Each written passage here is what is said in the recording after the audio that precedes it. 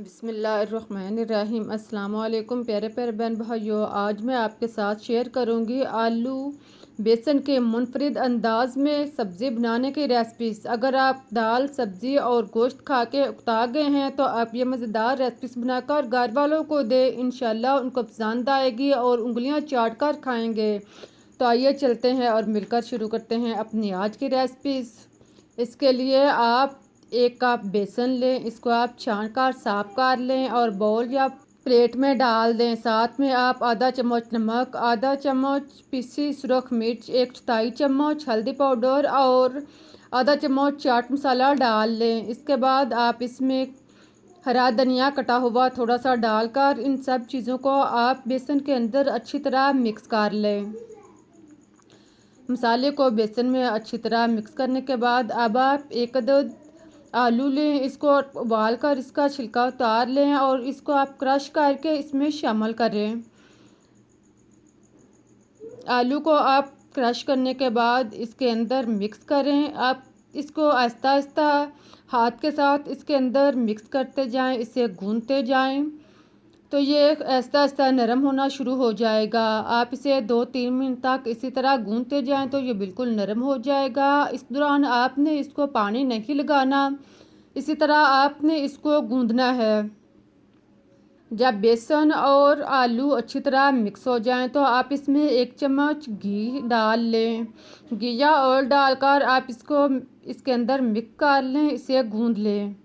आप देखेंगे अब ये बिल्कुल आटे की तरह नरम हो चुका है। इसको आप इसी तरह नरम करके गूंद कर एक साइड पर रख दें। अब आप 1 अदद प्याज लार्ज साइज का इसको काट लें। 10 से 12 अदद अदरक, 10 से 12 अदद लहसुन, 1 अदद टमाटर और हरे मिर्च 3 से 4 अदद, इन सब चीज़ों को काट कर आप डाल लें। इसे आप देगची कढ़ाई या जिसमें आपने सालन बनाना है इसमें डालकर साथ में आप 1 गिलास पानी डालें और आप आधा चम्मच नमक शामिल कर लें। इनको आप डालकर अच्छी तरह मिक्स कर लें और फिर आप इसका ढक्कन बंद करके इसे पकने दें। इसे आप 8 से 10 मिनट तक पकने दें। आप देखेंगे कि आप इसका पानी जो है वो खुश्क होने के करीब आ चुका है। इसका ढक्कन ओपन करें, आप इसे मिक्स करें और मसाले को आप अच्छी तरह कुचल लें। इसको आप चम्मच के साथ या जिस भी चीज़ के साथ आप सालन तैयार करना है इसके साथ आप इसको खूब अच्छी तरह कुचल कर नरम कर लें। आप इसे कुचलेंगे तो ये बिल्कुल नरम हो जाएगा। इसको आप अच्छी तरह कुचल लें। जब पानी मुकम्मल तौर पर खुश्क हो जाए और मसाला नरम हो जाए तो आप इसमें आधी प्याली घी डाल दें। घी डालने के बाद आप इसे मिक्स करें और इसे आप 2-3 मिनट तक फ्राई कर लें। चम्मच चलाएं और आप इसको मिक्स करते जाएं, इसे आप फ्राई करते जाएं। साथ में आप लौंग 4 से 5 अदद शामिल कर लें। 1 अदद बड़ी इलायची डाल लें।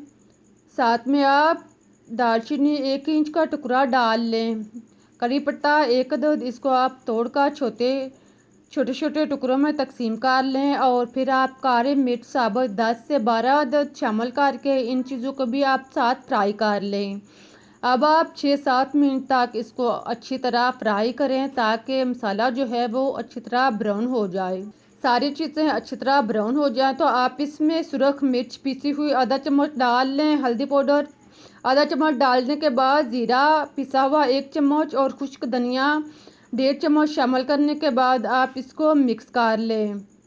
इन सब चीज़ों को आप फ्राई करें। साथ में आप थोड़ा सा पानी लगा लें और सारे मसाले को अच्छी तरह भून लें। मसाला अच्छी तरह फ्राई हो जाए तो आप इसमें 4 से 5 चम्मच या आधा कप दही शामिल कर लें। दही डालकर आप इसे मिक्स करें और इसका पानी खुश्क होने तक आप इसे पकाएं। जब इसका पानी मुकम्मल तौर पर खुश्क हो जाए तो आप इसको अच्छी तरह भून लें। जब घी जो है वो अलग होना शुरू हो जाए आप देखेंगे कि इस तरह मसाला जो है वो कितना अच्छा तैयार हुआ है। इसमें कोई भी चीज़ आपको तैरती हुई या नज़र नहीं आ रही। मसाला जो है बिल्कुल यकजान हुआ है। अब आप इसमें 2 गिलास पानी डालकर मिक्स कर लें। साथ में आप कसूरी मेथी थोड़ी सी डाल लें।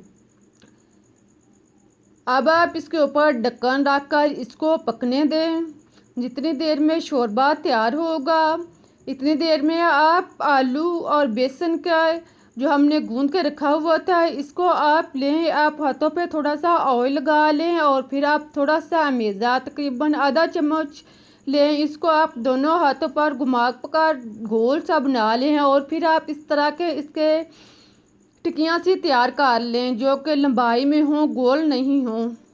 देखें इस तरह आप इसको घुमाकर इसके पहले छोटे छोटे टुकड़ों में इसे आप सेट करते जाएं। इसी तरह आप सारे बनाकर प्लेट में रख लें और फिर आप स्टीमर प्लेट इसके ऊपर आप ऑयल का ब्रश लगा लें। अगर आपके पास स्टीमर प्लेट नहीं तो आप कोई भी जालीदार बर्तन जिससे आप भाप जो है वो आसानी तक इनके ऊपर पहुंच सके, आप कोई भी जालीदार प्लेट ले सकते हैं।